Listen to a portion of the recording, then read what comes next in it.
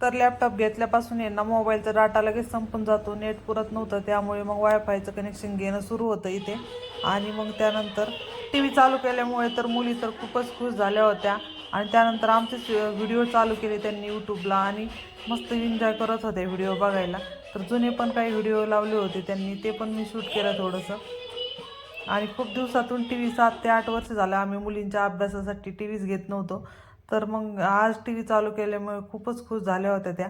तर छान वाटतं कधी कधी आपलेच व्हिडिओ टी व्हीवरती बघायला. थोडा वेळ बघितला आम्ही आणि त्यानंतर आम्हाला जायचं होतं गावात, कारण ऐश्वर्याची आणि ऐश्वर्याच्या पप्पाची ट्रिप जाणार आहे शाळेची, त्यामुळे थोडी खरेदी करायची होती.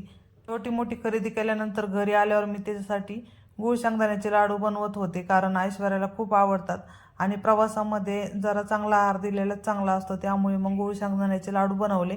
आणि कसा वाटला व्हिडिओ कमेंटमध्ये नक्की सांगा. Bye bye.